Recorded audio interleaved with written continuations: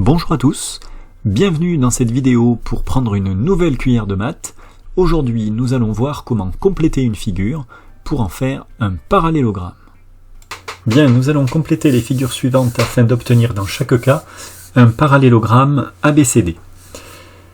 Nous allons regarder le premier cas. Vous avez donc trois points qui nous sont donnés, le point A, le point B et le point D. Il nous manque donc le point C.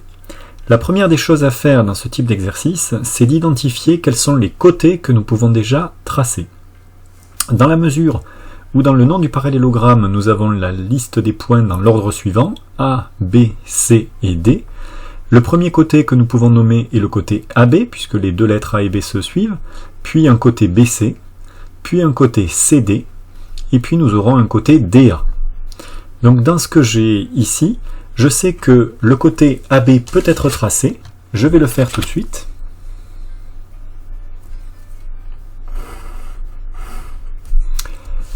Par contre, BD n'est pas un côté, vous le voyez ici, les points B et D sont séparés par le point C, donc BD désigne une diagonale. Et nous avons également le côté DA qui peut être tracé. Donc dans l'exercice, le type d'exercice où nous devons compléter des figures pour obtenir un parallélogramme, le premier point de notre méthode, c'est d'identifier les côtés que l'on peut tracer et les tracer tout de suite. Une fois qu'on a ces côtés, on peut se servir d'eux et d'utiliser aussi la propriété sur les côtés opposés parallèles.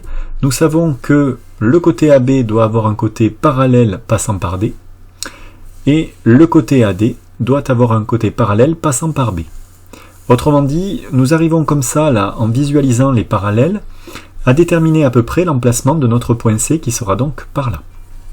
Ensuite, pour le tracé et la localisation précise du point C, je vous recommande d'utiliser le compas et de vous reporter plutôt sur la propriété des côtés opposés de même longueur. Nous allons voir ça ensemble.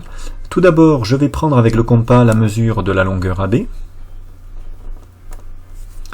Ensuite, je vais reporter cette longueur au niveau du point D, puisque le côté DC doit avoir la même longueur que son côté opposé AB. Ensuite, puisque je dispose d'un deuxième côté, je vais prendre sa longueur et la reporter à partir du point B, puisque la longueur BC doit être la même que la longueur AD. Les deux arcs de cercle se coupent en C, il est donc trouvé. Je n'ai plus qu'à, à présent, relier les points B, C, D et A pour obtenir mon parallélogramme. Voilà mon premier parallélogramme. Traitons maintenant le deuxième exemple. Dans ce deuxième exemple, les informations ne sont pas tout à fait les mêmes, puisqu'à présent c'est le point D qui me manque et non plus le point C. Je dois donc de nouveau identifier quels sont les côtés qui sont à ma disposition pour compléter ma figure. Je vois qu'il y a le côté AB qui va fonctionner, puisque les points A et B sont côte à côte dans le nom du parallélogramme. Je trace donc mon côté AB. Ensuite, le côté AC n'est pas, le segment AC n'est pas un côté justement, puisque vous voyez que les points A et C sont séparés par le point B. Par contre, B et C sont côte à côte, donc cela signifie que B et C sont les extrémités d'un côté de mon parallélogramme. J'ai donc à ma disposition deux côtés, je peux achever la figure pour obtenir un parallélogramme. Je vais commencer par exemple par la longueur AB. Je prends en compte avec mon compas la longueur AB et je la reporte à partir du point C. Le côté AB a pour côté opposé le côté CD qui est donc de même longueur que AB. Et enfin, j'utilise le deuxième côté qui est à ma disposition, le côté BC. Je ne sais pas si vous le voyez bien. Et ce côté BC, je vais en reporter la longueur à partir du point A.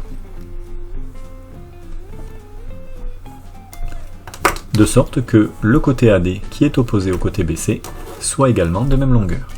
J'ai à présent mon point D, je n'ai plus qu'à relier les sommets qui ne le sont pas encore afin d'obtenir mon parallélogramme. Je complète un petit peu les figures pour que vous compreniez mieux.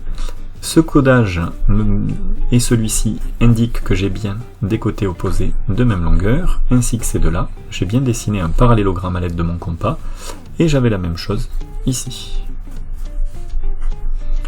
Chaque fois, j'ai travaillé avec la propriété des côtés opposés de même longueur. Voilà pour cette vidéo, j'espère vous retrouver bientôt pour d'autres vidéos.